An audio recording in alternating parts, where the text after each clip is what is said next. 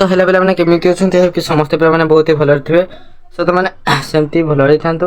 ତ ପିଲାମାନେ ଆଜିର ଭିଡ଼ିଓଟି ସମ୍ପୂର୍ଣ୍ଣ ଭାବରେ +3 6 ସେମିଷ୍ଟାର ଡିଏସସି ପେପର 3 ହେଲା +3 6 ସେମିଷ୍ଟାର ଡିଏସସି 3 ର ୟୁନିଟ୍ 4 କ'ଣ ଅଛି ଯେଉଁ ମାଟିର ମଣିଷ ଉପନ୍ୟାସଟି ଅଛି କିଏ ଲେଖିଛନ୍ତି ନା କାଳିନ୍ଦୀ ଚରଣ ପାଣିଗ୍ରାହୀ। ତ ସେଇ କାଳିନ୍ଦୀ ଚରଣ ପାଣିଗ୍ରାହୀଙ୍କର ସେଇ ଉପନ୍ୟାସଟି ଆମେ ସମ୍ପୂର୍ଣ୍ଣ ଭାବରେ ବୁଝିବା ହେଲା। ଆମେ କ'ଣ ସବୁ ବୁଝିବା ନା ଦେଖନ୍ତୁ ଏଇ ଯେଉଁ ଆମେ ଫାର୍ଷ୍ଟ ଜାଣିବା ଯେ ଉପନ୍ୟାସର ସଂଜ୍ଞା ବିଷୟରେ ହେଲା ଉପନ୍ୟାସ ସଂଜ୍ଞା ସ୍ୱରୂପ ପ୍ରକାର ଭେଦ ଆଲୋଚନା କରିବା।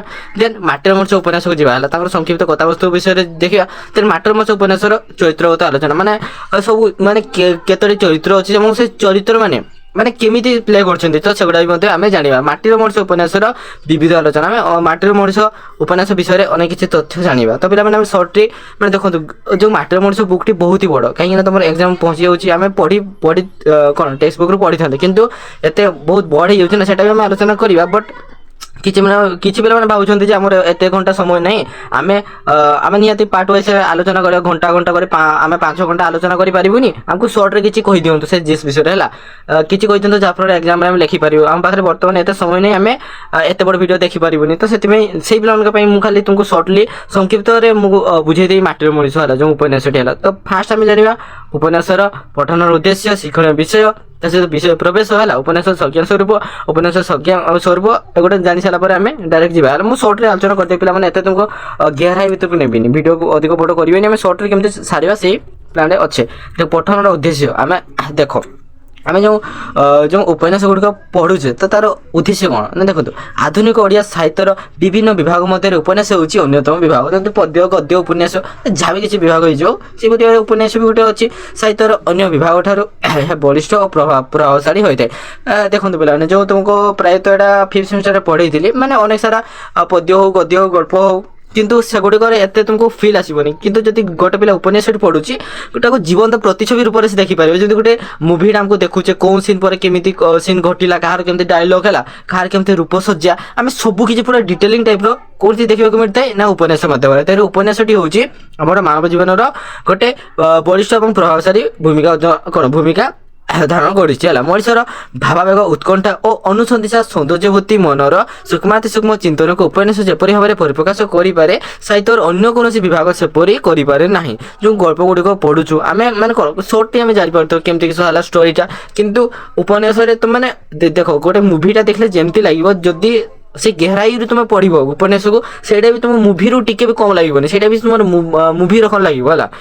ତାର ସେମିତି ଦମ୍ ଅଛି ଉପନ୍ୟାସର ହେଲା। ତ ସେଇପରି ଭାବରେ ତାର ଉଦ୍ଦେଶ୍ୟ ବିଷୟରେ ମୁଁ ଅଧିକ କିଛି କହୁନାହିଁ ବାସ୍ ଦେଖ ଏଇଟା ଆମର କ'ଣ କହିଥାଏ ନା ମଣିଷର ସରଳ ଭାବ ଭାବନା ଓ ଆନନ୍ଦ ନିରାନନ୍ଦ ହସକାନ୍ଦ ଅଶ୍ରୁ ଓ ବେଦନା ଜୀବନ୍ତ ଭାବରେ ପ୍ରକାଶିତ ହୋଇଥାଏ କାହା ମାଧ୍ୟମରେ ଉପନ୍ୟାସ ମାଧ୍ୟମରେ ବୁଝିହେଲା। ଦେନ୍ କିଛି ଶିକ୍ଷଣୀୟ ବିଷୟ ଗୁଡ଼ିକ ମଧ୍ୟ ଆମେ ଦେଖିବା। ଦେଖ ଏହି ଏକକରୁ ବିଦ୍ୟାର୍ଥୀମାନେ ନିମ୍ନଲିଖିତ ବିଷୟରେ ଅବଗତ ହୋଇପାରିବେ ଆଉ ଯେ କ'ଣ ନା ଉପନ୍ୟାସ ସଂଜ୍ଞା ସ୍ୱରୂପ ବିଷୟରେ ଉପନ୍ୟାସର ଗଠନ ନୀତି ବିଷୟରେ ଉପନ୍ୟାସର ପ୍ରକାରଭେଦ ଏବଂ ଉପନ୍ୟାସର ବିଘାଧାରା ବିଷୟରେ। ତ ପିଲାମାନେ ଏଗୁଡ଼ା ତୁମର 5th ସେମିଷ୍ଟାରରେ ଥିଲା ତ ଏଗୁଡ଼ା ପ୍ରାୟ ମୁଁ କିଛି ତୁମମାନଙ୍କୁ କହୁ ନାହିଁ ହେଲା। ଏଇଟା ଫାର୍ଷ୍ଟ ଉପନ୍ୟାସ କ'ଣ ହେଲା ଏଗୁଡ଼ା ସବୁ ଆମେ ପଢ଼ି ସାରିଛେ ବୁଝିପାରୁଛ ନା। ତେଣୁକରି ଏଗୁଡ଼ା ମୁଁ କିଛି କହୁନାହିଁ ଡାଇରେକ୍ଟ ଆମେ ମାଟିର ମଣିଷ ଟପିକକୁ ଯିବା ଚାଲ। ଏଇଟା ରହିଲେ ଉପନ୍ୟାସର ଗଠନ ନୀତି ବିଷୟରେ ଅଛି। ଦେଖ ତ ଅନେକ ସାରା ସେମିତି ଅଛି ପିଲାମାନେ ଏଗୁଡ଼ା ତୁମେ ପଢ଼ି ସାରିଛ ଆଉ ଥରେ ରିଭିଜନ୍ କର କାହିଁକିନା ଏଇଟା ଯେଉଁ ସିପିଟି ଯେତେବେଳେ ତୁମର ଏଣ୍ଟ୍ରାନ୍ସ ହେବ ହେଲା ତ ପିଜି ପାଇଁ ସେତେବେଳେ ଏଗୁଡ଼ା ସବୁ କିଛି ଆସିବ ଆଉ ତ ତୁମେ କୋର୍ 1ର ରିଭିଜନ୍ କର। ମୁଁ ତୁମକୁ ବାରମ୍ବାର କହୁଛି ଏବଂ ଆଗକୁ ମଧ୍ୟ କହିବି ହେଲା କାହିଁକିନା ଏଇଟା ହିଁ ସତ୍ୟ। ଆଉ ଅନ୍ୟାନ୍ୟ ଦେଖ ମାଟିର ମଣିଷ ଟିକେ ଖାଲି ରୁହନ୍ତୁ ବାହାରିଯିବ ହେଲା। ତ ପିଲାମାନେ ଚାଲନ୍ତୁ ଏଇଠି ତୁମର ମେନ୍ ଟପିକ୍ ଷ୍ଟାର୍ଟ ହେଲା କାହିଁକିନା ଦେଖନ୍ତୁ ଆଜି ଆମେ ତ ଆଜି ନୁହେଁ ଏବେ ଆମେ ଉପନ୍ୟାସ କାଳିନ୍ଦୀ ଚରଣ ପାଣିଗ୍ରାହୀଙ୍କର ପରିଚୟ ବିଷୟରେ ଜାଣିବା ହେଲା। ତ ଦେଖନ୍ତୁ ଯେଉଁ କାଳିନ୍ଦୀ ଚରଣ ପାଣିଗ୍ରାହୀଙ୍କ ବିଷୟରେ ନ ଜାଣିଲେ ଆରେ ତୁମେ ଲଙ୍ଗ କ୍ୱେଶ୍ଚିନ୍ କେମିତି ଲେଖିବ ବୁଝିହେଉଛି ନା। ଯେକୌଣସି ଲଙ୍ଗ କ୍ୱେଶ୍ଚିନ୍ ଲେଖ ଫାଷ୍ଟ ତୁମର କବି ପରିଚୟ ବା ଲେଖକଙ୍କ ପରିଚୟ ନିହାତି ଲେଖିବା ପାଇଁ ପଡ଼ିବ ସେଇଟା କମ୍ପଲସରି ହେଲା ନହେଲେ ମାର୍କ ଦେବେ ନାହିଁ। ମାନେ ତୁମେ ଟପିକ୍ରେ ତୁମ ପାଖରେ ଯେତେ ନଲେଜ ଥାଉ ତୁମେ କିନ୍ତୁ ଯଦି କବିଙ୍କ ବିଷୟରେ ତୁମେ କିଛି ଲେଖିବନି ତ ସେଇଠି ତୁମର ଭାବିଲା ଯେ କ'ଣ 80% ମାର୍କ ସେଇଠି କଟିଯିବ ଆଉ 20% ମାର୍କ ତୁମକୁ ମିଳିବ 20 ବି ନାହିଁ 10% ମାର୍କ ମିଳିବ କାହିଁକିନା ଲେଖକ ପରିଚୟଟା ବହୁତ ଇମ୍ପୋର୍ଟାଣ୍ଟ। ତ ସେଇଠୁ ଆମେ ସେଥିପାଇଁ ଭାବିଲେ ଚାଲ ଆମେ ଫାଷ୍ଟ ତୁମର ଲେଖକ ପରିଚୟ ଆଲୋଚନା କରିବା ଦେନ୍ ଆମେ ମେନ୍ ଟପିକକୁ ଯିବା। ଦେଖ ପୁରା ସ୍ମୁଥଲି ଆଲୋଚନା କରିବା ହେଲା। ଓଡ଼ିଆ ଉପନ୍ୟାସରେ ଯେଉଁ କେତେଜଣ ଔପନ୍ୟାସିକ ଏକ ସ୍ୱତନ୍ତ୍ର ପରିଚୟ ସୃଷ୍ଟି କରିଯାଇଛନ୍ତି ତନ୍ମଧ୍ୟରୁ କାଳିନ୍ଦୀ ଚରଣ ପାଣିଗ୍ରାହୀ ଅନ୍ୟତମ। ସେ ଏକାଧାରରେ ଥିଲେ ଜଣେ ଔପନ୍ୟାସିକ ଥିଲେ ହେଲା ସେ ଉପନ୍ୟାସ ଲେଖୁଥିଲେ ଗାଳ୍ପିକ ଥିଲେ ନାଟକକାର ଥିଲେ ପ୍ରାବନ୍ଧିକ ଏବଂ କବି ମଧ୍ୟ ଥିଲେ। ବୁଝିଲା। ସେ କ'ଣ କରୁଥିଲେ, ସେ ଉପନ୍ୟାସ ଲେଖୁଥିଲେ, ଗଳ୍ପ ଲେଖୁଥିଲେ, ନାଟକ ଗୁଡ଼ିକ ମଧ୍ୟ ଲେଖୁଥିଲେ, ପ୍ରବନ୍ଧ ଲେଖୁଥିଲେ ଏବଂ ସେ କବିତା ଗୁଡ଼ିକ ମଧ୍ୟ ଲେଖୁଥିଲେ। ତାଙ୍କର ପ୍ରତ୍ୟେକ ସୃଷ୍ଟିରେ ପାଠକ ଆନନ୍ଦ ପାଇବା ସହିତ ସେ ଶିକ୍ଷା ଲାଭ କରିଥାଏ। ଆରେ ତାଙ୍କୁ ମଜା ବି ଲାଗିଥାଏ, ତା ସହିତ ସେ କିଛି ଶିଖିବା ପାଇଁ ପାଇଥାଏ। କିଏ ନା ଯିଏକି ପାଠକ, ଯେଉଁମାନେ ପଢ଼ିଥାଏ ହେଲା, ଯେମିତିକି ଯେଉଁମାନେ ପଢ଼ୁଛନ୍ତି ବହିଟାକୁ ସେଇମାନେ ହେଲା। ଔପନ୍ୟାସିକ କାଳିନ୍ଦୀଚରଣ ସୃଷ୍ଟିରେ ଆମେ ଦେଖିବାକୁ ପାଇଥାଉ ଯେ ସତ୍ୟବାଦୀ ଯୁଗ କଥା। ତାହେଲେ କ'ଣ, ସେ କେଉଁ ଯୁଗର କବି କିରେ ନା ସତ୍ୟବାଦୀ ଯୁଗ, ସବୁଜ ଯୁଗ, ପ୍ରଗତିବାଦୀ ଯୁଗର ପ୍ରଭାବ। ଆରେ ସେ ଯେଉଁ ଉପନ୍ୟାସ ଗୁଡ଼ିକ ଲେଖିଛନ୍ତି ସେଥିରେ କେଉଁ ଯୁଗ ବିଷୟରେ ଲେଖିଛନ୍ତି ନା ସତ୍ୟବାଦୀ ଯୁଗ ବିଷୟରେ ଲେଖିଛନ୍ତି। ଦେନ୍ ସବୁଜ ଯୁଗ ଏବଂ ପ୍ରଗତିବାଦୀ ଯୁଗ ବିଷୟରେ ମଧ୍ୟ ସେ ଲେଖିଛନ୍ତି। ତାଙ୍କର ଲେଖା ଗୁଡ଼ିକୁ ବିଶ୍ଳେଷଣ କଲେ ଆମେ ଉପରୋକ୍ତ ତିନୋଟି ଯୁଗର ଆଦର୍ଶକୁ ଦେଖିବାକୁ ପାଇଥାଉ। ଯେଉଁ ସତ୍ୟବାଦୀ ହଉ କି ସବୁଜ ହଉ କି ପ୍ରଗତିବାଦୀ ଯୁଗ ହଉ, ତିନୋଟି ଯୁଗରେ ସତ୍ୟବାଦୀ ଯୁଗରେ କେମିତି ଶାସନ ଚାଲିଥିଲା ହେଲା, କେମିତି ଆଦର୍ଶ ମାନେ କେମିତି ନୀତିକୁ ଫଲୋ କରିଥିଲେ, ତା ସହିତ ସବୁଜ ଯୁଗରେ କେମିତି ଥିଲା, ପ୍ରଗତିବାଦୀ ଯୁଗରେ କେମିତି ଥିଲା, ଇତ୍ୟାଦି ସବୁ କିଛି ଆମେ ଜାଣିବାକୁ ପାଇଥାଉ। ମାନେ ଆମେ କମ୍ପେୟାର କରିପାରିବା ଯେ ସତ୍ୟବାଦୀ ଯୁଗରେ ଏମିତି କିଛି ଥିଲା ନିୟମ, ନୀତି ନିୟମ, କିନ୍ତୁ ସବୁଜ ଯୁଗରେ ସେଗୁଡ଼ା ନଥିଲା। ପ୍ରଗତିବାଦୀ ଯୁଗରେ ଆହୁରି ଚେଞ୍ଜ ହେଇଗଲା। ତ ସେଇଟା କମ୍ପେୟାର କରିହେବ ପରସ୍ପର ମଧ୍ୟରେ ହେଲା। ଦେଖ ତାର ଶିକ୍ଷଣ ବିଷୟରେ ଆମେ ଜାଣିବା। ଶିକ୍ଷଣ ବିଷୟ ଆମେ କ'ଣ ଆମେ ଶିଖିବା ଦରକାର। ଔପନ୍ୟାସିକ କାନ୍ତିଚରଣ ପାଣିଗ୍ରାହୀଙ୍କର ବ୍ୟକ୍ତିଗତ ଜୀବନ ଆଉ ତାଙ୍କର ଯେଉଁ ପର୍ସନାଲ ଲାଇଫ ବିଷୟରେ ଆମେ ଜାଣିବା ଦରକାର ହେଲା, ଆମେ ମାନେ ଜାଣିବାକୁ ପାଇବା। ଦେନ୍ ଔପନ୍ୟାସିକ କାନ୍ତିଚରଣଙ୍କର ସାରସ୍ୱତ ଜୀବନ ବିଷୟରେ ଏବଂ ଔପନ୍ୟାସିକ କାନ୍ତିଚରଣଙ୍କର ଉପନ୍ୟାସ ସମୂହର ପୃଷ୍ଠଭୂମି, ତାଙ୍କର କେତେ ସବୁ ଉପନ୍ୟାସ ଲେଖିଛନ୍ତି ସେଗୁଡ଼ା ମଧ୍ୟ ଆମେ ଆଲୋଚନା କରିବା। ଦେନ୍ ବର୍ତ୍ତମାନ ଦେଖ ବିଷୟ ପ୍ରବେଶ, ଆମେ ବିଷୟକୁ ପଶିଗଲେ ହେଲା। କାହା ବିଷୟରେ ନା କାଳିନ୍ଦୀଚରଣ ପାଣିଗ୍ରାହୀଙ୍କ ବିଷୟରେ ବର୍ତ୍ତମାନ ଜାଣିବା। ଦେଖ ଔପନ୍ୟାସିକ ଫକୀରମୋହନ ସେନାପତିଙ୍କ ପରେ ପରେ ଓଡ଼ିଆ ଉପନ୍ୟାସକୁ ଏକ ନୂତନ ଦିଶା ଦେଖାଇଥିବା ଉପନ୍ୟାସିକ ହେଉଛନ୍ତି କାଳିନ୍ଦୀଚରଣ ପାଣିଗ୍ରାହୀ। ଫକୀରମୋହନଙ୍କର ଉପନ୍ୟାସ ଯେପରି ଲୋକପ୍ରିୟ, କାଳିନ୍ଦୀଚରଣ ଉପନ୍ୟାସ ମଧ୍ୟ ସେହିପରି ଲୋକପ୍ରିୟ ହୋଇପାରିଛି। ଯଦିଓ ସଂଖ୍ୟା ଦୃଷ୍ଟିରୁ ଉପନ୍ୟାସିକ କାଳିନ୍ଦୀଚରଣ ପାଣିଗ୍ରାହୀଙ୍କର ହାତ ଗଣତି କେତୋଟି ଉପନ୍ୟାସ ରହିଛି, କିନ୍ତୁ ତାଙ୍କର ତାହା ପାଠକ ମହଲରେ ଏକ ସ୍ୱତନ୍ତ୍ର ପରିଚୟ ପାଇପାରିଛି। ତାପରେ ଦେଖ କ'ଣ ଅଛି ନା ସମକାଳୀନ ସମାଜର ସାମାଜିକ ରାଜନୈତିକ ଜୀବନରେ ଯେଉଁ ସବୁ ପରିବର୍ତ୍ତନ ଆସିଛି ତାଙ୍କୁ ଲକ୍ଷ୍ୟ କରି ତାର ନିଚ୍ଛକ ଚିତ୍ରକୁ ଉପନ୍ୟାସରେ ଚିତ୍ରଣ କରିବା ହେଉଛି ଔପନ୍ୟାସିକ କାଳିନ୍ଦୀଚରଣଙ୍କର ପ୍ରଧାନ ଲକ୍ଷ୍ୟ। ଛାତ୍ର ଜୀବନରେ ସବୁଜ ଯୁଗର ଆଦର୍ଶରେ ଅନୁପ୍ରାଣିତ ହୋଇ ସ୍ୱପ୍ନ ରାଜ୍ୟରେ ବିତରଣ କରୁଥିଲେ ହେଁ ପରବର୍ତ୍ତୀ ସମୟରେ ପୂର୍ବବତ୍ ସ୍ୱପ୍ନ ସୁନ୍ଦରୀର ଗୋପନପୁରୀରେ ନ ରହି ଓହ୍ଲାଇ ଆସିଛନ୍ତି ଧୂଳି ମାଟିର ବାସ୍ତବ ସଂସାରକୁ। ଗାନ୍ଧୀଙ୍କର ଆଦର୍ଶରେ ଅନୁପ୍ରାଣିତ ହୋଇ ସମାଜର ବାସ୍ତବ ଚିତ୍ରକୁ ତୋଳି ଧରି ରଖିଲେ ହେଲା, ଯାହା ତାଙ୍କର ଉପନ୍ୟାସ ଗୁଡ଼ିକ ବେଶ ସ୍ପଷ୍ଟ ଭାବରେ ଜଣା ପଡ଼ିଥାଏ। ବର୍ତ୍ତମାନ ଦେଖ ଔପନ୍ୟାସିକ କାଳିନ୍ଦୀଚରଣ ପାଣିଗ୍ରାହୀ ବିଷୟରେ। ଔପନ୍ୟାସିକ କାଳିନ୍ଦୀଚରଣ ପାଣିଗ୍ରାହୀଙ୍କର ଜୀବନକୁ ଆମେ ମୁଖ୍ୟତଃ ଦୁଇ ଭାଗରେ ବିଭକ୍ତିକରଣ କରିପାରିବା, ଯଥା ହେଉଛି ବ୍ୟକ୍ତିଗତ ଜୀବନ ଆଉ ଗୋଟେ ସାରସ୍ୱତ ଜୀବନ ବା କ'ଣ ଗୋଟେ ପର୍ସନାଲ ଲାଇଫ ବିଷୟରେ, ଆଉ ଗୋଟେ ତାଙ୍କର ଯେଉଁ ତାଙ୍କ ବାହାର ଜୀବନ ବିଷୟରେ ହେଲା। ଦେଖ ବ୍ୟକ୍ତିଗତ ଜୀବନ ବିଷୟରେ ଆମେ ଜାଣିବା। ଫାଷ୍ଟ ପର୍ସନାଲ ଲାଇଫ ବିଷୟରେ ଜାଣିବା। ଦେଖ ପ୍ରତିବାଦର ଔପନ୍ୟାସିକ ସ୍ୱର୍ଗତ କାଳିନ୍ଦୀଚରଣ ପାଣିଗ୍ରାହୀ 1901 ମସିହା ଜୁଲାଇ 2 ତାରିଖ ଦିନ ପୁରୀ ଜିଲ୍ଲାର ବିଶ୍ୱନାଥପୁର ଶାସନରେ ଜନ୍ମଗ୍ରହଣ କରିଥିଲେ। ତାଙ୍କର ବାପାଙ୍କ ନାମ ଥିଲା ସ୍ୱପ୍ନେଶ୍ୱର ପାଣିଗ୍ରାହୀ ଓ ମାତାଙ୍କ ନାମ ଥିଲା ସରସ୍ୱତୀ ପାଣିଗ୍ରାହୀ। ତାଙ୍କର ପିତା ଜଣେ ଆଇନଜୀବୀ ଓ ସ୍ୱାଧୀନତା ସଂଗ୍ରାମୀ ରୂପେ ପରିଚିତ ଥିଲେ। କାଳିନ୍ଦୀଚରଣ ପାଣିଗ୍ରାହୀଙ୍କର ବାଲ୍ୟ ଶିକ୍ଷା ଆରମ୍ଭ ହୁଏ ପୁରୀ ଜିଲ୍ଲା ସ୍କୁଲରୁ। ଏହି ସ୍କୁଲରୁ ହାଇସ୍କୁଲ ଶିକ୍ଷା ସମାପନ କଲା ପରେ ରେଭେନ୍ସା କଲେଜ କଟକରେ ନାମ ଲେଖାଏ। ସେଠାରେ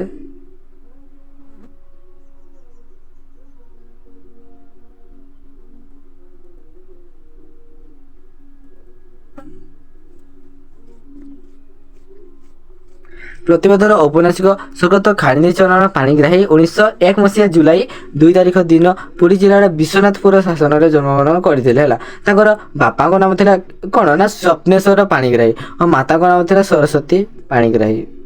ବର୍ତ୍ତମାନ ଦେଖ ପ୍ରତିଭାର ଯେଉଁ ବ୍ୟକ୍ତିଗତ ଜୀବନ ବିଷୟରେ। ପ୍ରତିବାଦର ଔପନ୍ୟାସିକ ସ୍ୱର୍ଗତ କାଳିନ୍ଦୀଚରଣ ପାଣିଗ୍ରାହୀ କେତେ ମସିହା ଜନ୍ମଗ୍ରହଣ କରିଛନ୍ତି ନା 1901 ମସିହା ଜୁଲାଇ 2 ତାରିଖରେ ଜନ୍ମଗ୍ରହଣ କରିଛନ୍ତି। କେତେ ମସିହା ନା ଦେଖ 1901 ମସିହା ଜୁଲାଇ 1 ତାରିଖରେ ସେ ଜନ୍ମଗ୍ରହଣ କରିଛନ୍ତି ହେଲା। ତାଙ୍କର ବାପାଙ୍କ ନାମ ଥିଲା ସ୍ୱପ୍ନେଶ୍ୱର ପାଣିଗ୍ରାହୀ। ତାଙ୍କର ପିତାଙ୍କ ନାମ କ'ଣ ଥିଲା ନା ସ୍ୱପ୍ନେଶ୍ୱର ପାଣିଗ୍ରାହୀ ଏବଂ ମାତା ଥିଲେ ସରସ୍ୱତୀ ପାଣିଗ୍ରାହୀ। ପିତା ଥିଲେ ସ୍ୱପ୍ନେଶ୍ୱର ପାଣିଗ୍ରାହୀ ଏବଂ ମାତା ଥିଲେ ସରସ୍ୱତୀ ପାଣିଗ୍ରାହୀ। ତାଙ୍କର ପିତା ଜଣେ ଆଇନଜୀବୀ ବା ଯେଉଁ ଓକିଲ ଥିଲେ ହେଲା, ଆଇନଜୀବୀ ଓ ସ୍ୱାଧୀନତା ସଂଗ୍ରାମୀ ଭାବରେ ପରିଚିତ ଥିଲେ। କାଳୀଚରଣ ପାଣିଗ୍ରାହୀଙ୍କର ବାଲ୍ୟ ଶିକ୍ଷା ଆରମ୍ଭ ହୁଏ ପୁରୀ ଜିଲ୍ଲା ସ୍କୁଲ। ସେ କୋଉଠି ଅଧ୍ୟୟନ କରିଥିଲେ? ସେ ପୁରୀ, ଯେହେତୁ ସେ ପୁରୀରେ ଜନ୍ମଗ୍ରହଣ କରିଥିଲେ, କୋଉଠି ପୁରୀର ବିଶ୍ୱନାଥପୁର ଶାସନରେ, ତେଣୁକରି ସେ ପୁରୀରେ ହିଁ ତାଙ୍କର ଜିଲ୍ଲା ସ୍କୁଲରେ ସେ ପଢ଼ିଥିଲେ ହେଲା, ସେ ପୁରୀ ଜିଲ୍ଲାରେ। ତ ଏହି ସ୍କୁଲରୁ ହାଇସ୍କୁଲ ଦେଖନ୍ତୁ, ଏହି ସ୍କୁଲରୁ ହାଇସ୍କୁଲ ଶିକ୍ଷା ସମାପନ କଲା ପରେ ରେଭେନ୍ସା କଲେଜ କଟକରେ ସେ ନାମ ଲେଖାଇ ସେଠାରୁ ହିଁ ତାଙ୍କର ସାହିତ୍ୟିକ ଜୀବନ ଆରମ୍ଭ କରିଥିଲେ। ଯେତେ ସବୁ ପ୍ରାୟତଃ କବି ହୁଅନ୍ତୁ କି ଲେଖକ ଉପନ୍ୟାସିକ ପ୍ରାୟତଃ ସବୁ ସେଇ ରେଭେନ୍ସା କଲେଜରେ ହିଁ ଆସିଥାନ୍ତି ହେଲା, ସେଇ କଲେଜରୁ।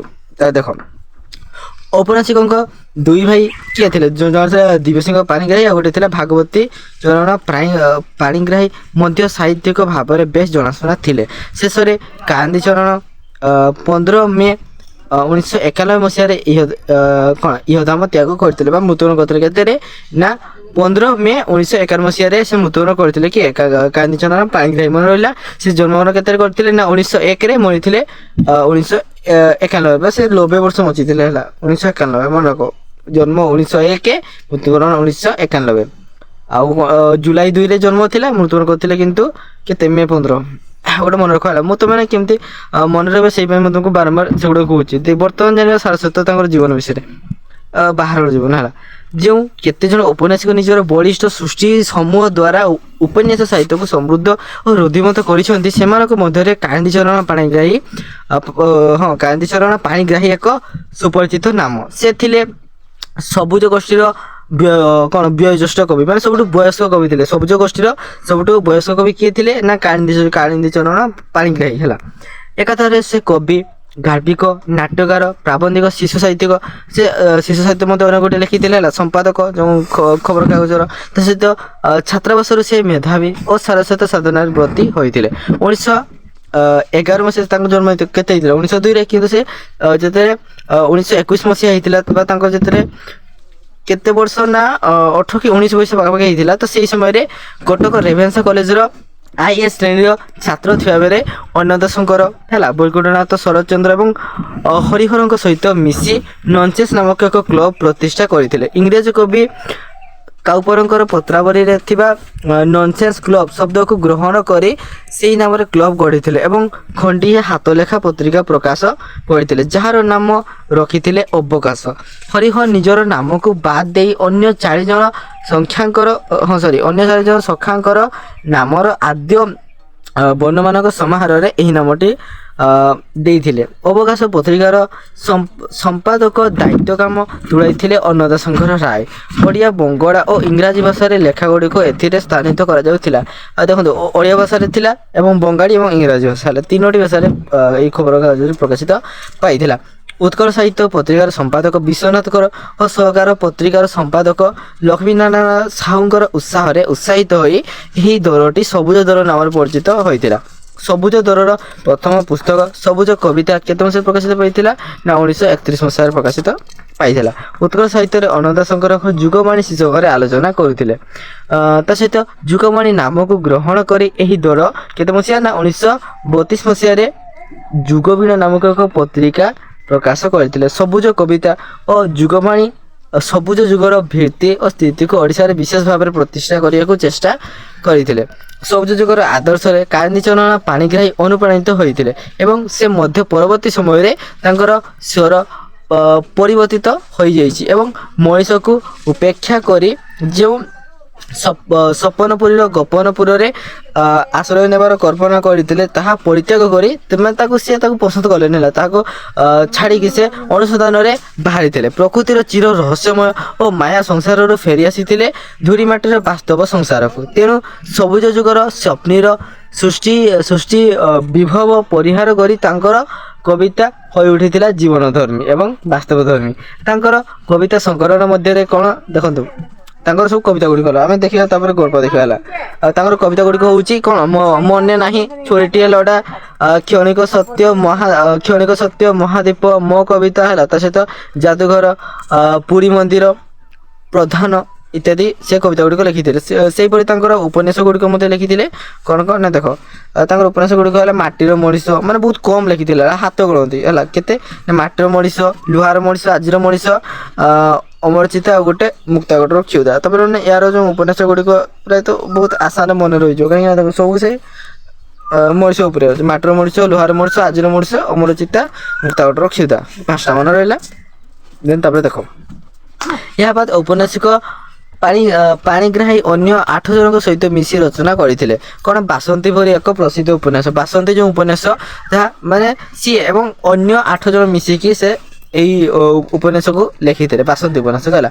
ସେହିପରି ଜଣେ ଗାଳ୍ପିକ ଭାବରେ ତାଙ୍କର ଲେଖନୀ ମୁନରୁ ସୃଷ୍ଟି ଲାଭ କରିଛି ସାଗରିକା, ଦ୍ୱାଦଶୀ, ରାଶିଫଳ, ଏଇଟା କ'ଣ ତାଙ୍କର ଗଳ୍ପ ଗୁଡ଼ିକ ହେଲା। ଶେଷ ରଶ୍ମି, ଦେବଦାସୀ, ମାଂସର ବିଳାପ ଯେଉଁ ଆମେ ପଢ଼ିଥିଲେ 5th ସେମିଷ୍ଟାରରେ, ମୋ କଥାଟି ସରି ନାହିଁ ଗଳ୍ପ ସଂଗ୍ରହରେ, ଏଇଟା ସେମାନେ ଲେଖିଥିଲେ ହେଲା। ନାଟ୍ୟ ଜଗତ ପାଇଁ ମଧ୍ୟ ତାଙ୍କର ଅବଦାନ ରହିଛି। ସୌମ୍ୟା, ପଦ୍ମିନୀ ହେଲା, ତା ସହିତ ପ୍ରିୟଦର୍ଶୀ ପରି ନାଟକ ମାଧ୍ୟମରେ ଅଙ୍ଗେ ଯାହା ନିଭାଇଛି, ଆତ୍ମଚରିତ ଦ୍ୱାରା ତାଙ୍କର ଜୀବନ ଚରିତ୍ରକୁ ଆମେ ଦେଖିପାରିଥାଉ। ସାହିତ୍ୟ ରଚନା ସହିତ ଭଞ୍ଜ ପ୍ରଦୀପ ଓ ମୟୂରଭଞ୍ଜ କ୍ଲିନିକାଲ ଇଂରାଜୀ ପତ୍ରିକାର ଯେଉଁ ଇଂରାଜୀ ପତ୍ରିକା ହେଲା ମୟୂରଭଞ୍ଜ କ୍ଲିନିକାଲ, ଏହି ଯେଉଁ ପତ୍ରିକା ସମ୍ପାଦନ ଦାୟିତ୍ୱ ମଧ୍ୟ ସାମୟିକ ଭାବରେ ସେ ତୁଲାଇଥିଲେ। 1971 ମସିହାରେ ସେ ଭାରତ ସରକାରଙ୍କ ଦ୍ୱାରା ପଦ୍ମଭୂଷଣ ଉପାଧି ପାଇଥିଲେ। କି କେତେ ମସିହାରେ ନା 1971 ମସିହାରେ। 1971 ମସିହାରେ ସେ ପଦ୍ମଭୂଷଣ ଉପାଧି ପାଇଥିଲେ। 1976 ମସିହାରେ ସମ୍ବଲପୁର ବିଶ୍ୱବିଦ୍ୟାଳୟ ତାଙ୍କୁ ଡିଲିଟ୍ ଉପାଧି ମଧ୍ୟ ମିଳିଥିଲା। ତାହେଲେ ସେ ଡିଲିଟ୍ ଉପାଧି କେତେ ପାଇଥିଲେ ନା 1976 ମସିହାରେ, ଆଉ ତାଙ୍କର ପଦ୍ମଭୂଷଣ ପାଇଥିଲେ 1971, ଡିଲିଟ୍ ପାଇଥିଲେ 1976 ହେଲା, ମାନେ 5 ବର୍ଷ ଗ୍ୟାପ୍ ଥିଲା। ମଣିଷକୁ ଉପେକ୍ଷା କରି ସପନପୁରୀରୁ ଗୋପନପୁରକୁ ବିଚରଣ କରୁଥିବା କାଳିନ୍ଦୀଚରଣ ଆସ୍ତେ ଆସ୍ତେ ତାକୁ ପରିତ୍ୟାଗ କରି ପ୍ରକୃତିର ଚିର ରହସ୍ୟମୟ ଜଗତର ବାସ୍ତବ ସଂସାରକୁ ଫେରି ଆସିଛନ୍ତି। ମଣିଷର ବାସ୍ତବ ସମସ୍ୟା ପ୍ରତି ସଚେତନ ହୋଇଛନ୍ତି। ସମକାଳୀନ ସମାଜରେ ସାମାଜିକ ରାଜନୈତିକ ଜୀବନରେ ଯେଉଁ ପରିବର୍ତ୍ତନ ଆସିଛି ତାଙ୍କୁ ଲକ୍ଷ୍ୟ କରି ତାର ନିଚ୍ଛକ ଚିତ୍ରକୁ ଉପସ୍ଥାପନ କରିବା ପାଇଁ ସେ ଚେଷ୍ଟା କରିଛନ୍ତି। ଏହି ସମୟରେ ସମଗ୍ର ଦେଶରେ ସୃଷ୍ଟି ହୋଇଥିବା ମୁକ୍ତି ସଂଗ୍ରାମ ଓ ଗାନ୍ଧୀଙ୍କର ଅସହଯୋଗ ଆନ୍ଦୋଳନ ଭାରତୀୟ ସ୍ୱାଧୀନତା ପାଇଁ ଯେଉଁ ଜାଗରଣ ସୃଷ୍ଟି କରିଥିଲା ତାହା ତାଙ୍କୁ ତରଙ୍ଗାୟିତ କରିଛି, ଯାହାର ଫଳସ୍ୱରୂପ ସୃଷ୍ଟି ଲାଭ କରିଛି ମାଟିର ମଣିଷ।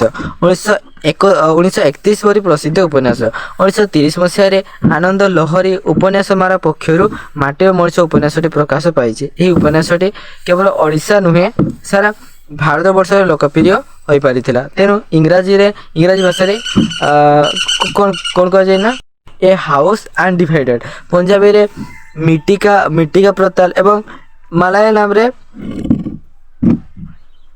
ମାନିମଟେ ମାଖଲ, ଗୁଜୁରାଟରେ ମାଟି କଝାନିଭି, ତା ସହିତ ଅହମିଆରେ ମାଟିର ମାନୁଷ ନାମରେ ଅନୁଦିତ ହୋଇ ପ୍ରଶଂସା ପାଇପାରିଛି। ଏହା ବାଦ 1966 ମସିହାରେ ଏକ ଚଳଚ୍ଚିତ୍ରର ରୂପ ମଧ୍ୟ ନେଇଥିଲା। ତାପରେ ଦେଖ ହେଲା, ମାଟିର ମଣିଷ ଉପନ୍ୟାସ ପରି ଅନ୍ୟ ଗୁଡ଼ିକ ସେତେଟା ଲୋକପ୍ରିୟ ହୋଇପାରି ନଥିଲେ ମଧ୍ୟ କୌଣସି ଗୁଣରେ ମଧ୍ୟ କମ୍ ନୁହେଁ। ଲୁହାର ମଣିଷ, ଆଜିର ମଣିଷ ହେଉଛି ମାଟିର ମଣିଷ ଉପନ୍ୟାସର ଧାରାବାହିକ ରୂପ। ମାଟିର ମଣିଷ ଉପନ୍ୟାସର ନାୟକ ମାଟିର ମଣିଷର ପ୍ରତୀକ ବଳୁଛୁ ସମୟକ୍ରମେ ମାଟିର ସହନଶୀଳତା କୋମଳ ଗୁଣ ଛାଡ଼ି ରାଜନୀତିର ପୋଷାପାଲିରେ ଲୁହାର ମଣିଷରେ ପରିଣତ ହୋଇଯାଇଛି ଏବଂ କିପରି ସ୍ଥାନ ରସହୀନ, ପ୍ରାଣହୀନ, ତା ସହିତ ଆବେଗହୀନ ହୋଇଯାଇଛି ତାହା ଲୁହାର ମଣିଷରେ ବର୍ଣ୍ଣିତ ହୋଇଛି। ଶେଷରେ ସେହି ଲୁହାର ମଣିଷ ପୁଣି ଯୁକ୍ତିବାଦୀ ଓ ନିଜର ସାମାଜିକ ଦାବି ପ୍ରତି ସଚେତନ ହୋଇ ଆଜିର ମଣିଷରେ କିପରି ଭାବରେ ପରିଣତ ହୋଇଛି ତାହା ଆଜିର ମଣିଷ ଉପନ୍ୟାସରେ ଦେଖାଇ ଦିଆଯାଇଛି। କାଳିନ୍ଦୀଚରଣଙ୍କର ଅନ୍ୟ 2 ଉଲ୍ଲେଖଯୋଗ୍ୟ ଉପନ୍ୟାସ ଭାବରେ ଅମର ଚିତା ଓ ମୁକ୍ତାଗଟର କ୍ଷୁଧା ଆଲୋଚ୍ୟ ଇତ୍ୟାଦି ସବୁ ରଚନା କରିଛନ୍ତି। ଭାରତୀୟ ଜାତୀୟ ଆନ୍ଦୋଳନ ତଥା ତତ୍କାଳୀନ ରାଜନୈତିକ ପଟ୍ଟଭୂମି, ଭୟଙ୍କର ଦୁର୍ଭିକ୍ଷ ତଥା ଓଡ଼ିଶାର ଆର୍ଥିକ ଦୁର୍ଗତି, ବିପର୍ଯ୍ୟସ୍ତ ଜନଜୀବନ ତଥା ସାମାଜିକ ସ୍ଥିତି ପଟ୍ଟଭୂମିରେ ରଚିତ ହୋଇଛି ମୁକ୍ତାଗଟର କ୍ଷୁଧା ଓ ଅମରଚିତା ଉପନ୍ୟାସ ଦ୍ୱୟ। ତାପରେ ମାନେ ଏମିତି କିଛି ତୁମର କବି ପରିଚୟରୁ ଯଦି ସର୍ଟ କ୍ୱେଶ୍ଚନ୍ ଆସିଲା ତ ଏମିତି କିଛି ଆସିବ। କାଳିନ୍ଦୀଚରଣ ପାଣିଗ୍ରାହୀ କେବେ ଜନ୍ମ କରିଥିଲେ ଏବଂ କ'ଣ ସବୁଜ କବିତା କେବେ ପ୍ରକାଶିତ ହୋଇଥିଲା, କିମ୍ବା ତୁମର କାଳିନ୍ଦୀଚରଣ ପାଣିଗ୍ରାହୀଙ୍କୁ କେଉଁ ବିଶ୍ୱବିଦ୍ୟାଳୟରୁ ଡିଲିଟ୍ ଉପାଧି ପ୍ରଦାନ କରାଯାଇଥିଲା। ତାପରେ ପ୍ରାୟତଃ ଏତେ ଗେହରାଇରୁ ଆସେନି, କିନ୍ତୁ ଏମିତି ପଡ଼ିବ। ଦେଖନ୍ତୁ, ମାଟିର ମଣିଷ ଉପନ୍ୟାସରେ ସମୁଦାୟ କେତୋଟି ପରିଚ୍ଛେଦ ଅଛି, ତ ଏଗୁଡ଼ା ନିହାତି ପଡ଼ିବ। ସେ ମାଟିର ମଣିଷ ବିଷୟ ହିଁ ପ୍ରାୟତଃ ଆସିବ, କବି ପରିଚୟ ବିଷୟରେ ବହୁତ କମ୍ ଆସିବ। ତାପରେ ଦେଖ କିଛି ସହାୟକ ଗୁଣଦୋଷତି ଗୁଡ଼ାକ ଅଛି, ଏଗୁଡ଼ା ତ ଆମେ ବର୍ତ୍ତମାନ ପାଇଁ ଦରକାର ନାହିଁ, ସେଗୁଡ଼ା ଆମେ ପଢ଼ିବାନି। ବର୍ତ୍ତମାନ ଚାଲ ମାଟିର ମଣିଷ ଉପନ୍ୟାସର ସଂକ୍ଷିପ୍ତ କଥାବସ୍ତୁ ବିଷୟରେ ଜାଣିବା ହେଲା, ସେଇଟା ବି ସେ ପଏଣ୍ଟ ୱାଇଜ୍ ହେଲା। ଦେଖ ପଠନର ଉଦ୍ଦେଶ୍ୟ, ମାଟିର ମଣିଷ ଉପନ୍ୟାସଟି ଗାନ୍ଧୀବାଦୀ ଚେତନାର ବାର୍ତ୍ତା ବହନ କରିଥାଏ। ଗାନ୍ଧୀବାଦୀ ହେଲା, ମାଟିର ମଣିଷ ମାଟି ପାଇଁ ସବୁ କିଛି ଛାଡ଼ି ଚାଲିଯିବାର ଚିତ୍ର ଏଥିରେ ଅଙ୍କିତ ହୋଇଥାଏ। ମାଟି ପାଇଁ କିପରି ସବୁ କିଛି ସେମାନେ ଛାଡ଼ି ଦେଇଛନ୍ତି ହେଲା। ବରଜୁର ଗୋଟିଏ ପ୍ରତିଜ୍ଞା, ଜମି ଭାଗ ହେବ ନାହିଁ, ସେ ସବୁବେଳେ ଭାଇ ସହିତ ଗୋଟିଏ ଘରେ ରହିବାକୁ ଚାହେଁ। କିଏ ନା ବରଜୁ ହେଲା। ତାପରେ ଆମେ ସେଇଠି କିଛି ଶିକ୍ଷଣ ବିଷୟ ମଧ୍ୟ ଆମେ ଆଲୋଚନା କରିବା। ତ ଡାଇରେକ୍ଟ ଚାଲ ବିଷୟକୁ ଯିବା। ମାଟିର ମଣିଷ ଉପନ୍ୟାସରେ ଉପନ୍ୟାସକ ଖୁବ୍ ସୁନ୍ଦର ଭାବରେ ମୋହନୀୟତା ସମ୍ପର୍କରେ ବ୍ୟାଖ୍ୟା କରିଛନ୍ତି। ମାଟିର ମଣିଷ ଅହିଂସା ମାର୍ଗରେ ବିରୋଧ କରିବା କଥା ଶିଖାଏ। ରକ୍ତପାତ ଦ୍ୱାରା ଯାହାକି ସମାଧାନ ହୁଏ ନାହିଁ, ଅହିଂସା ମାର୍ଗରେ ତାହା ହୋଇଥାଏ। ତାପରେ ଦେଖ ମାଟିର ମଣିଷ ଉପନ୍ୟାସରେ ସଂକ୍ଷିପ୍ତ କଥାବସ୍ତୁ ଗୁଡ଼ିକ। ମାଟିର ମଣିଷ ଉପନ୍ୟାସର କଥାବସ୍ତୁକୁ ଉପନ୍ୟାସ କାଞ୍ଜନ ପାଣିଗ୍ରାହୀ ସମୁଦାୟ କେତେ 12ଟି ପରିଚ୍ଛେଦରେ ବିଭାଗୀକରଣ କରି ବର୍ଣ୍ଣନା କରିଛନ୍ତି। ସେଗୁଡ଼ିକ ଏଠାରେ ସଂକ୍ଷେପରେ ଆଲୋଚନା କରାଯାଇଛି। ମାନେ କ'ଣ ଏତେ ଡିଟେଲ ନୁହେଁ, ଯେଉଁଗୁଡ଼ିକ ଇମ୍ପୋର୍ଟାଣ୍ଟ ପାର୍ଟ ଗୁଡ଼ାକ ସେଇଗୁଡ଼ାକ ହିଁ ଆଜିର ଭିଡ଼ିଓ ମାଧ୍ୟମରେ ଜାଣିବା ପାଇଁ ପାଇବ ହେଲା। ଦେଖ ଉପନ୍ୟାସର କାହାଣୀ ଆରମ୍ଭ ହୋଇଛି କଟକ ଜିଲ୍ଲାର ବିରୁପା ନଦୀ କୂଳସ୍ଥ ପ୍ରଧାନପଡ଼ା ଗ୍ରାମର ପ୍ରଧାନ ପରିବାରକୁ ନେଇ। ସେହି ଗ୍ରାମରେ ପ୍ରଧାନ ସାହି ଅବସ୍ଥିତ ହୋଇଥାଏ। ଶ୍ୟାମ ପ୍ରଧାନ ହେଉଛନ୍ତି ସେହି ପଡ଼ାର ମୁରବୀ ଶ୍ରେଣୀର ଲୋକ। ସେହି ଗ୍ରାମର ଶ୍ୟାମ ପ୍ରଧାନର ବାପ ଅଜା 7 ପୁରୁଷ ଜୀବନ ଅତିବାହିତ କରିଗଲେଣି ସେଇ ଜମିରେ ହେଲା। ବିରୁପା ନଦୀ ସବୁ କିଛିର ମୁକ ସାକ୍ଷୀ, ଯେହେତୁ ସେ ନଦୀ ପାଖରେ ଥିଲା ତାଙ୍କୁ ଗୋଟେ ସାକ୍ଷୀ ମାନେ ସାକ୍ଷୀ ସଦୃଶ ତାକୁ କାଠଗଡ଼ ଠିଆ କରି ଦେଇଛନ୍ତି ହେଲା। ସେ ମୁକ ସାକ୍ଷୀ, ମେନ୍ ସାକ୍ଷୀ। ପ୍ରଧାନ ବୁଢ଼ା କି ପ୍ରଧାନ ପରିବାରରେ କେହି କେବେ ଅନ୍ୟର ଖରାପ ଚିନ୍ତା କରେ ନାହିଁ। ଗାଁର ପ୍ରତ୍ୟେକ କାମରେ ପ୍ରଧାନ ବୁଢ଼ା ମୁଣ୍ଡ ପୁରାଇ ସବୁ କାମ ଉଠେଇ ନେଇଥାଏ। ମାନେ ତାଙ୍କର ଗୋଟେ ନାମଜାତକ ଥିଲା ଆଉ କି କାହାର ସହିତ ଝଗଡ଼ା କରେ ନାହିଁ କି ଛନ୍ଦ କପଟ କରେ ନାହିଁ, ବରଂ କାହାର କିଛି କାମ ପଡ଼ିଲେ ପ୍ରଧାନ ବୁଢ଼ା ବିନା ନିମନ୍ତ୍ରଣରେ ଦୌଡ଼ି ଯାଇ ସାହାଯ୍ୟ କରିଥାଏ। ଗାଁର ଦୁଇ ପକ୍ଷରେ ହଉ କି ପରିବାର ଝଗଡ଼ା ହେଲେ, ମୁଣ୍ଡ ଫଟାଫଟି ହେଲେ, ମାଲି ମକଦ୍ଦମା ଲାଗିଲେ, ଶ୍ୟାମ ପ୍ରଧାନ ମଝିରେ ପଶି ଫଇସଲା କରିଥାଏ। କିଏ ନା ଶ୍ୟାମ ପ୍ରଧାନ ହେଲା। କାରଣ ଅଯଥାରେ ଲୋକ ଟଙ୍କା ଖର୍ଚ୍ଚାନ୍ତର ନ ପଡ଼ନ୍ତୁ, ହକ୍ କଥାରେ ସତ କହିବାକୁ ଡରେ ନାହିଁ। ଗାଁରେ ସେ ଥିଲା ମୁରବୀ, ସେ ଯାହା କହିବ ଗାଁ ଲୋକ ତାଙ୍କୁ ଅକ୍ଷରରେ ପାଳନ କରୁଥିଲେ। 25 ଜଣଙ୍କର କଥା ରହିବ ନାହିଁ, କିନ୍ତୁ ଶ୍ୟାମ ପ୍ରଧାନର କଥା ରହିବ। ମାନେ ତାଙ୍କୁ ଗୋଟେ ସେଥିରେ ତାଙ୍କର ଖାତିର ଥିଲା ହେଲା, ଇଜ୍ଜତ ଥିଲା ତାଙ୍କର। ଶ୍ୟାମ ପ୍ରଧାନ ଯେପରି ଭଦ୍ର ଓ ନମ୍ର, ତାଙ୍କର ସ୍ତ୍ରୀ ମଧ୍ୟ ସେହିପରି ଭାବରେ। ସାହି ପଡ଼ିଶା କାହାର ଅଭାବ ପଡ଼ିଲେ ପ୍ରଧାନ ବୁଢ଼ୀ ତାଙ୍କୁ ଖାଲି ହାତରେ ଫେରାଏ ନାହିଁ। ତାଙ୍କର ଘର କରଣାରୁ ସାହି ପଡ଼ିଶାର ସମସ୍ତେ ମାନନ୍ତି। ଚଷା ଘରର ସବୁ ଜିନିଷକୁ ସେ ସଜାଡ଼ି ରଖିଥାନ୍ତି। କେଉଁ ଜିନିଷ ତାଙ୍କ ଘରେ ନାହିଁ ବୋଲି ମନେ ନାହିଁ, ମାନେ ସବୁ ଜିନିଷ ତାଙ୍କ ଘରେ ଅଛି ହେଲା। ଘରେ ଗୋଟିଏ ଦୁଧିଆଡ଼ି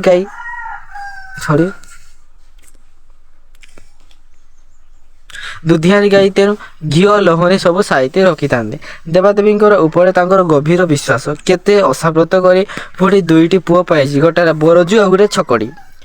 ବୁଢ଼ୀ ବଡ଼ ପୁଅକୁ ଗେହ୍ଲାରେ ଡାକେ କ'ଣ ଶୁଆଖିଆ ଓ ସାନକୁ ଡାକେ ଚଗଲା। ବଡ଼କୁ ଡାକେ ଶୁଆଖିଆ, ମାନେ ସିଏ ଶୁଇଥାଏ ଆଉ ଖାଏ, ତେଣୁକରି ତାକୁ ଡାକେ ଶୁଆଖିଆ ଆଉ ସାନକୁ ଡାକେ ଚଗଲା। ପ୍ରଧାନ ବୁଢ଼ୀ ପୁଅ 2ଟିକୁ ଯେପରି ଦେଖୁଥିଲା, ବୋହୂ 2ଟିକୁ ସେପରି ଦେଖିପାରୁନଥିଲା। ପ୍ରଧାନ ବୁଢ଼ୀ ସେଇ ପୁଅ 2ଟାକୁ ଯେମିତି ଦେଖୁଥିଲା, ତାଙ୍କର ପୁଅ ବୋହୂ ଗୁଡ଼ିକ ଥିଲେ ତାଙ୍କୁ ସେ ମାନେ ଏତେ ସ୍ନେହ କରୁନଥିଲେ। କାରଣ ବୁଢ଼ୀ ବିଚାରରେ ମାଇପି ଜନ୍ମ ଖାଲି ଦୁଃଖ କରିବା ପାଇଁ ହେଲା। ଏଇଟା ତାଙ୍କର ଗୋଟେ ଗଲତଫହମି ହେଇଥିଲା ଆଉ। ସେମାନଙ୍କର ନିଜର ବୋଲି କିଛି ନାହିଁ, ଖାଲି ପିଲାଛୁଆ ସ୍ୱାମୀ ଶ୍ୱଶୁରମାନଙ୍କ ସେବାରେ ତାଙ୍କର ଜୀବନ କାଟିଯାଏ। ପ୍ରଧାନ ବୁଢ଼ୀ ଗୀତା ପଢ଼ିଲା ପରେ ଏକଥାକୁ ବୋହୂମାନଙ୍କୁ ବୁଝାଇଥାଏ। ବୁଢ଼ୀ ଖୁବ୍ ଚତୁରତାର ସହିତ ଘର ଚରାଏ, ଘରେ କଜିଆ ଲଗାଇ ଦିଏ ନାହିଁ। ବୋହୂମାନଙ୍କୁ ଅଟକ କରି ପରସ୍ପର ମିଳିମିଶି ଚଳିବାକୁ ପରାମର୍ଶ ଦେଇଥାଏ। ପୁଅମାନଙ୍କର କିଛି ଅସୁବିଧା ହେଲେ ବୁଢ଼ୀ ବିରକ୍ତ ହୁଏ ଏବଂ ସେମାନଙ୍କର ଯତ୍ନ ମଧ୍ୟ କରିଥାଏ। ଦି ବୋହୂଙ୍କର ଭିତରେ ସାନ ବୋହୂକୁ ବେଶୀ ଟିକେ ସ୍ନେହ କରେ, କାରଣ ବୁଢ଼ୀର ଧାରଣା ଯେ ସଂସାରରେ ଯିଏ ସାନ ତାଙ୍କୁ ଟିକେ ବେଶୀ ଆଦର କରିବା ଉଚିତ। ମାନେ କେତେଟା ଗୋଟେ ଅନ୍ଧବିଶ୍ୱାସ ତାଙ୍କ ମନ ଭିତରେ ଥିଲା। ସାନ ବୋହୂ ପ୍ରତି ଆଦର ଦେଖିଲେ କିନ୍ତୁ ବଡ଼ ବୋହୂର ମନରେ ରାଗ ଆସିଥାଏ। ହେଲେ ବୁଢ଼ୀ ବୁଝେଇ ଦେଇଥାଏ ଯେ ବାଡ଼ି ଘର କାମ, ନାତି ନାତୁଣୀଙ୍କ ଗପ କହିବା, ଶାଗ ପଟାରୁ ଦେଖା ଚାହାଁ କରିବା ହେଉଛି ତାର ଦୈନନ୍ଦିନ କାମ। ବୁଢ଼ୀର ବୟସ ଯୋଗୁଁ ବଡ଼ ବୋଉ ଘରର ସବୁ ବୁଝେ, ତେଣୁ ମୁରବୀ ପଣିଆ ଏବେ ବଡ଼ ବୋଉ ହାତରେ। ଗଲା ଆଇଲା ଖିଆପିଆ ଦିଆନିଆ ସବୁ ଏବେ ସେ ବୁଝୁଛି। ସାନ ବୋଉ ଉପରେ କିନ୍ତୁ ଟିକେ ବେଶୀ ମୁରବୀ ପଣିଆ ଦେଖାଇଥାଏ। ସାନ ଚୁପ ରହେ, ତା ପାଇଁ କହେ, ଶାଶୁ ଏବଂ ଉଭୟଙ୍କୁ ବୁଝାଇ ଦେଇଥାଏ। ଦ୍ୱିତୀୟ ପରିଚ୍ଛେଦ କ'ଣ ଅଛି ଦେଖ। ସାନ ବୋଉ ନେତ୍ରମଣି, ସାନ ବୋଉ ନାଁ କ'ଣ ନା ସାନ ବୋଉ ନେତ୍ରମଣି ହେଉଛି ସର୍ବରକାରର ଗୋଟିଏ ବୋଲି ଝିଅ। ଗେଲ ବସରରେ ବଢ଼ିଥିବାରୁ ଶ୍ୱଶୁର ଘରକୁ ଆସିଲା ବେଳେ ବହୁ ଜିନିଷ ଆଣିଛି। ସାହି ପଡ଼ିଶା ଦେଖି ସମସ୍ତଙ୍କର ଆଖି କ'ଣ ଖସି ହୋଇଯାଉଥିଲା। ତେଣୁ ଘରେ ତାର ବଡ଼ପଣ କିଛି ନ କହିଲେ କିଛି କରେ ନାହିଁ। ମାନେ ତାକୁ ଯିଏ କାମ ବରାଦ ଦେବ ସେଇ କାମ ହିଁ କରିବ, ଆଉ ନହେଲେ କିଛି କରିବ ନାହିଁ। ସମସ୍ତଙ୍କୁ ଲୁଚି ଲୁଚି ଚଳେ। ଶାଶୁ ବଡ଼ ବୋଉ ଆଗରେ ସେ କିଛି କହେ ନାହିଁ, କିନ୍ତୁ ସେ ସ୍ୱାମୀ ଛକଡ଼ି ଆଗରେ ଜିରାରୁ ଶିରା କାଢ଼ି ଗୋଟି ଗୋଟି ସବୁ କଥା କହିଥାଏ। ସାନ ପୁଅ ଛକଡ଼ି ଘରର କୌଣସି ଦାୟିତ୍ୱ ବୁଝେ ନାହିଁ। କାନ୍ଧରେ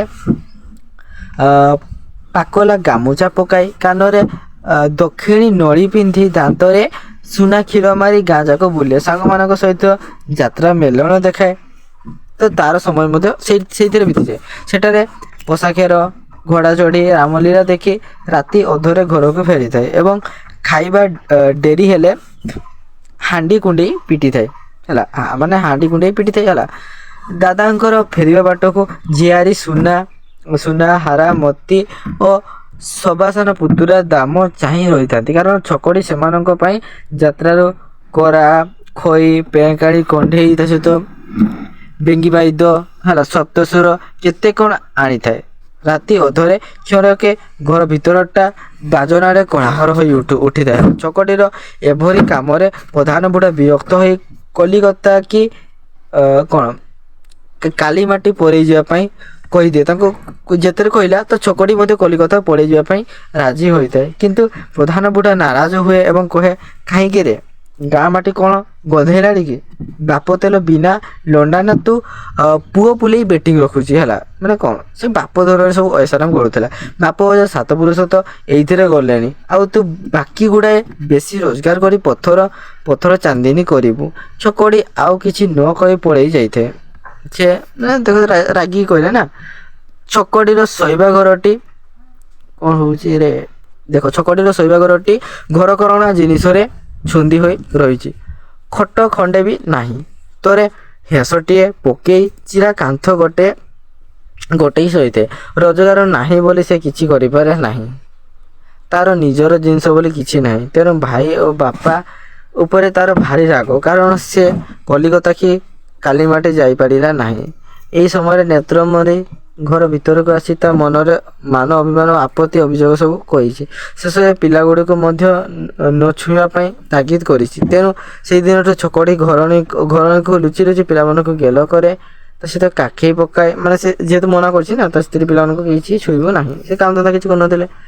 ତା ସହିତ କୋରାଟାଏ କି କଣ୍ଢେଇଟାଏ କିଣି ଆଣେ ଏବଂ ଲୁଚେଇ ଲୁଚେଇ ସେମାନଙ୍କର ହାତରେ ଦିଏ, ଆଉ ଖୁଡ଼ି ଆଗରେ ନ କରିବା ପାଇଁ ତାଗିଦ କରିଦିଏ। ତାପରେ ତୃତୀୟ ପରିଚ୍ଛେଦ ବିଷୟରେ ଦେଖ। ଘର ସଂସାର, ସ୍ତ୍ରୀ ପିଲାଚିଲା ସମସ୍ତଙ୍କୁ ଛାଡ଼ି ମଣିଷକୁ ଜୀବନରୁ ମରଣକୁ ଯିବାକୁ ହୋଇଥାଏ। ଶ୍ୟାମ ପ୍ରଧାନ ଘରେ ମୃତ୍ୟୁର ସେଇ ଆମନ୍ତ୍ରଣ ଆସି ପହଞ୍ଚି ଯାଇଛି। ପ୍ରଧାନ ବୁଢ଼ୀର ଦୀପ ପ୍ରଥମେ ଲିଭିଛି। ଛୋଟ ପ୍ରଧାନ ପଡ଼ାରୁ ସେ ଖବର ଘରେ ଘରେ ପହଞ୍ଚି ଯିବାକୁ ବେଶୀ ସମୟ ଲାଗି ନାହିଁ। ସମସ୍ତେ ବୁଢ଼ୀର ଗୁଣ ଗାନ କଲେ। କିଛି ଦିନ ପରେ ଶ୍ୟାମ ପ୍ରଧାନ ବରଜୁକୁ ଡାକି ତାର ଚାକିରି ଛାଡ଼ିବା ପାଇଁ କହିଛି। କାରଣ ବରଜୁ ଚାକିରି କରି ବାରଆଡ଼େ ବୁଲିବ, ତେଣୁ ସେ ମଲାବେଳେ ପୁଅର ମୁହଁ ଦେଖିପାରିବ ନାହିଁ। ବରଜୁର ପାଠପଢ଼ା ଯଦିଓ ଗାଁ ଚାହାରିରେ ସରିଛି, ତଥାପି ସେ ସେଥିରେ 3 ଜାଗାରେ ଗୁମାସ୍ତା କାମ କରିସାରି ଏବେ ହୋଇଛି ବନ୍ଦୋବସ୍ତ ଅମିନ। ବରଜୁ ମଧ୍ୟ ବୁଝିଛି ଯେ ଜଣଙ୍କର ନକରି ତଡ଼ିପା ଚାଟି ଆଉ ଜଣଙ୍କର ମୁଣ୍ଡରେ ଗୋଡ଼ ଥୋଇବା, ତା ସହିତ ହାକିମ କରିବା କେଡ଼େ ଯେ ଅଳାଯୁକ ପଣିଆ। ତଥାପି ଘର ସଂସାର ବାଳ ବଚ୍ଚା ଚଳେଇବା, ଯେଉଁ ପିଲା ସେଗୁଡ଼ା ଚଳେଇବା ପାଇଁ ଚାକିରି କରିବାକୁ ପଡ଼ୁଛି। ତେଣୁ ବାପା ଯେତେ ଥର ଚାକିରି ଛାଡ଼ିବାକୁ କୁହେ, ସବୁଥର ସେ ଛାଡ଼ିବେ କହି କିଛି ଦିନ ମଟାଳି ଦିଏ। କିନ୍ତୁ ଶେଷରେ ସେ ଚାକିରି ଛାଡ଼ିଦେବାକୁ ସ୍ଥିର କରି ଛାଡ଼ି ଦେଇଛି। କାରଣ ସେ ହେଉଛି ମାଟିର ମଣିଷ। ମାଟିରେ ଖଟି ଖାଇବ। ନୌକରି କଲେ ବା ନୌକରୀ ଜଣେ ଚାକିରି କଲେ ମଣିଷ ପଣିଆଟିକୁ ଆସ୍ତେ ଆସ୍ତେ ଶେଷ ହୋଇଯାଏ। ଆଉ ମଣିଷ ଭିତରେ ପିଶାଚ ଚନ୍ଦ୍ରକୁ ଗ୍ରାସ କଲା ପରେ ଚାହୁଁ ଚାହୁଁ ଗିଳି ଦିଏ। ତେଣୁ ଶେଷରେ ଠିକ୍ କଲା ଯେ ଚାଷ କରି ପରିବାର ପରିପୋଷଣ କରିବ। ବୁଢ଼ୀ ମରିବାର ବରଷ ବି ନ ପୁରୁଣୁ ବୁଢ଼ାକୁ ବି ଆସିଲା ଡାକରା। ବୁଢ଼ା ପରୁଆନା ପାଇଁ ମୁରୁକି ହସି ଦେଇ ବରଜୁକୁ କହିଲା, ବାପାରେ ମୋର ହୋଇଗଲା, ଏଣିକି ତମ କଥା ତମର। ଗୋଟାଏ କଥା ସମେତ ସେମାନେ ଗୋଟେ କଥା କହିଲେ ଯେ ଦେଖ, ଗୋଟେ କଥା ତୁମେ ତ ଯୋଡ଼ାଏ ଭାଇ, ବିଲ ମଝିରେ ହିଡ଼ ନ ପଡ଼େ କି ଘର ମଝିରେ ପାଚେରୀ ମଧ୍ୟ ନ ଉଠେ, ଏଥିପାଇଁ ତୁ ଜଗିଥିବୁ। ଶ୍ୟାମ ପ୍ରଧାନ ମଲାବେଳକୁ ନାତି ନାତୁଣୀ ବୁଢ଼ାର ଚାରିପାଖେ ବେଢ଼ି ଯାଇ ବୁଢ଼ାକୁ ଆମ ପାଇଁ କ'ଣ ରଖିଛ ବୋଲି କହିଲାଳୁ ବୁଢ଼ା ଉପରକୁ ଦେଖାଇ ଦେଇ ତାଙ୍କ ପାଇଁ ଧର୍ମ ରଖିଦେଇଛି ବୋଲି କହେ। ବୁଢ଼ା ଚିରଦିନ ପାଇଁ ଆଖି ବୁଜି ଦେଇଛି। ଏବେ ଘରର ସବୁ ଦାୟିତ୍ୱ ବରଜୁ ଉପରେ। ବରଜୁର ସଚ୍ଚୋଟ ପଣିଆ ଯୋଗୁଁ ବରଜୁକୁ ଗାଁ ସବୁ ଲୋକ ମାନନ୍ତି, କାରଣ ଜଗନ୍ନାଥଙ୍କର ନୀତି ବଦଳି ଯାଇପାରେ କିନ୍ତୁ ବରଜୁର ଯେଉଁ କଥା କହେ ତାହା ମୁଣ୍ଡ କଟିଗଲେ ମଧ୍ୟ ସେୟା ହିଁ ହବ। ହେଲେ କ'ଣ ହବ, ବରଜୁର ଘରଣୀ ତା ନିଜ ଲାଖି ହେଲା ନାହିଁ। ହେଲା ମାନେ ସେ ତାକୁ ମାନେ ନିଜ କାମରେ ତାକୁ ପସନ୍ଦ କଲେନି। ହେଲା ଦେଖନ୍ତୁ, ସେ କଥାକେ ସାନ ବୋଉ ସହିତ କଜିଆ କରି ବସେ। ସେଇ କାରଣରୁ ବରଜୁ ସହିତ ତାର ଥରକୁ ଥର ମନ ଅମେଳ ମଧ୍ୟ ହୋଇଥାଏ। ଅନ୍ୟପଟେ ସାନ ବୋଉ ଛକଟି ଆଗରେ ତୀରକୁ ତାଳ କରି କହି ଭାଇ ଭାଇ ଭିତରେ ମନମାଳିନ୍ୟ ସୃଷ୍ଟି କରିଥାଏ। ତେଣୁ ପବିତ୍ର ବରଜୁକୁ ଛକଟି ଖରାପ ଭାବିଲା ଏବଂ ଗାଁ ଟାଉଟର ହରି ମିଶ୍ରଙ୍କ କଥାରେ ପରିଚାଳିତ ହୋଇ ଭିନ୍ନ ହେବାକୁ ଲାଗିଲା। ହରି ମିଶ୍ର ବରଜୁର ଖ୍ୟାତି ଓ ଖାତିର ଦେଖି ସହିପାରେ ନାହିଁ। କିଏ ନା ହରି ମିଶ୍ର, ହେଲା ଯିଏକି ଗୋଟେ ଟାଉଟର ପ୍ରବୃତ୍ତିର ଲୋକ। କାରଣ ସେ ପଞ୍ଚାୟତ ପ୍ରେସିଡେଣ୍ଟ ହୋଇ ମଧ୍ୟ ବରଜୁକୁ ଲୋକ ବେଶୀ ମାନନ୍ତି। ତେଣୁ ସେ ଛକଟିକୁ ଅସ୍ତ୍ର ଭାବରେ ବ୍ୟବହାର କରି ଭାଇ ଭାଇ ମଧ୍ୟରେ କଳି ଲଗେଇଛି। ତାପରେ ଦେଖନ୍ତୁ ଚତୁର୍ଥ ପରିଚ୍ଛେଦ। ଏହି ପରିଚ୍ଛେଦରେ ବରଜୁ ଓ ଧାନ ବିଲରେ ଯଦୁ ଦଳେଇ ଭିତରେ ହୋଇଥିବା କଥୋପକଥନ ପ୍ରସଙ୍ଗରେ ହରି ମିଶ୍ରର ଅନ୍ୟାୟ ଅତ୍ୟାଚାର ଏବଂ ହାରାବୋହୁ ନେତ୍ରମଣି ମଧ୍ୟରେ ରହିଥିବା ମନମାଳିନ୍ୟକୁ ଦେଖେଇ ଦିଆଯାଇଛି। ଶାଶୁ ମରିଯିବା ଦିନଠୁ ଦି ଯାଆଙ୍କର ଭିତରେ ଜମାରୁ ବି ଆଉ ପଡ଼େ ନାହିଁ। କେହି କାହାରି ପଦେ କଥା ହେଲେ ସହନ୍ତି ନାହିଁ। କଥାକେ ଝଗଡ଼ା ହୁଏ, ପଦେକୁ ପଦେ ଉତ୍ତର। ଘର ଭିତରେ କାମ ବଣ୍ଟା ହୋଇଯାଇଛି। ସାନ ବୋହୂର ଗୋରୁ ମୁହାଁ, ଗୁହାଳ ପୋଛା, ଘଷି ପରା, ଧାନ ଉଷୁଆ କାମତକ ବଡ଼ ବୋହୂର ଭାତ ତୁଣ ରନ୍ଧା ସହିତ ଗଲା ଆଇଲା ସବୁ କିଛି ସେ ବୁଝନ୍ତି। କେହି କାହା କାମରୁ ସୂତାଏ ହେଲେ ବି କରନ୍ତି ନାହିଁ। ଉଭୟଙ୍କ ମଧ୍ୟରେ କଥାକେ ଝଗଡ଼ା, କେହି କାହା କଥା ଶୁଣନ୍ତି ନାହିଁ। ଯେଝା ହାତରେ 14 ପା। ହେଲା ବରଜୁ ଏଥିପାଇଁ ହାରା ବୋହୂ ପ୍ରତି ସବୁବେଳେ ଅସନ୍ତୁଷ୍ଟ ହୋଇଥାଏ। ସ୍ତ୍ରୀକୁ ସବୁ ପ୍ରକାରେ ବୁଝାଏ କିନ୍ତୁ ସେ କ'ଣ ବୁଝିବେ ନା, ସେ ବୁଝନ୍ତି ନାହିଁ। ଫସର ଫାଟିଯାଏ, ମାନେ ସେ ବୁଝିପାରନ୍ତିନି, ବୁଝନ୍ତି ହିଁ ନାହିଁ।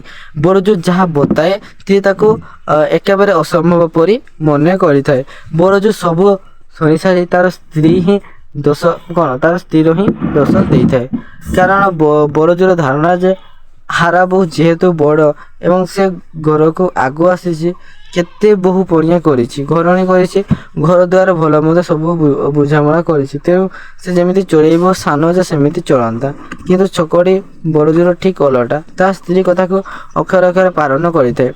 ଯାହା ଭିତରେ ବରଜୁର ବଡ଼ ଝିଅ ହାରାର ବାହାଘର ଭାରି ସମ୍ମାନରେ ହୋଇଯାଇଥାଏ।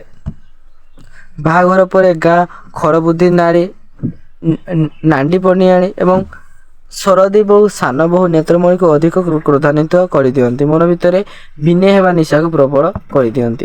ପଞ୍ଚମ ପରିଚ୍ଛେଦ। ଏହି ପରିଚ୍ଛେଦରେ ଗାଁର ଖଳ ଚରିତ୍ର ତଥା ଗାଁ ଚୌକିଦାର ପ୍ରେସିଡେଣ୍ଟଙ୍କର କୂଟନୀତି ବିଷୟରେ ବର୍ଣ୍ଣନା କରାଯାଇଛି। ସେ ବହୁତ ସରୁ ଚାଉଳ ଘିଅ ବଦଳରେ ହାକିମ କାମ ଖଣ୍ଡିକ ମିଳିଛି। ନିଜର ଖଳ ବୁଦ୍ଧିରେ କେତୋଟି ରାଣ୍ଡି ଖଣ୍ଡି ଗରିବଙ୍କର ଘର ଭାଙ୍ଗି ନିଜର ସମ୍ପତ୍ତିରେ ମିଶି ଯାଇଛନ୍ତି। ବରଜୁ ପ୍ରଧାନକୁ ସେ ଦି ଆଖିରେ ଦେଖିପାରନ୍ତି ନାହିଁ, କାରଣ ବଳଜୁ ଯୋଗୁଁ ତାଙ୍କୁ ଅନେକ କ୍ଷତି ସହିବାକୁ ପଡ଼ିଛି।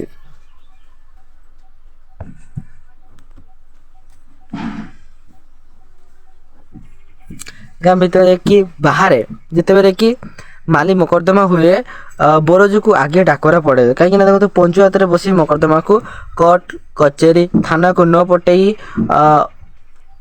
ଅପସରେ ଯେଉଁମାନେ ତାଙ୍କ ମଧ୍ୟରେ ମେଣ୍ଟି ଯାଉଥିବାରୁ ମିଶ୍ରଙ୍କ ଆଉ କାଟେଣି ଆସିନଥାଏ। ତେଣୁ ବରଜୁ ପ୍ରଧାନ ଉପରେ ତାଙ୍କର ଭାରି ରାଗ। ଉଭୟ ଭାଇଙ୍କର ମଧ୍ୟରେ କଳି ଲଗେଇ ପ୍ରତିଶୋଧ ନେବା ପାଇଁ ସୁଯୋଗ ଖୋଜୁଥାନ୍ତି। ଛକଡ଼କୁ ହରିମିଶ୍ର କରାୟତ୍ତ କରି ନିଜର ସ୍ୱାର୍ଥ ପୂରଣ କରିବାକୁ ଲାଗିଛନ୍ତି। ଛକଟିର ମନ ଟାଣ ନୁହେଁ, ଭାରି ଲେଶମ ଏବଂ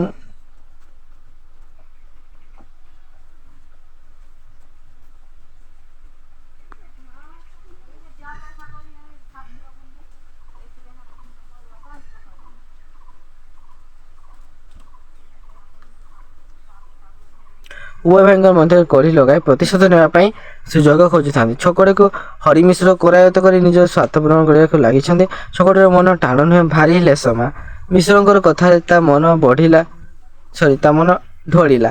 ତେଣୁ ଭିନେଇ ହେବା ପାଇଁ ସେ ମଧ୍ୟ ସୁଯୋଗ ଖୋଜିଲା। ହରିମିଶ୍ରଠୁ 30 ଟଙ୍କା ଆଣି ଦୋକାନ କରି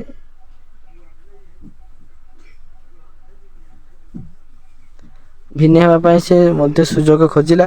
ହରିମିଶ୍ରଠୁ 300 ଟଙ୍କା ଆଣି ଦୋକାନ କରି ବ୍ୟବସାୟ କରିଛି।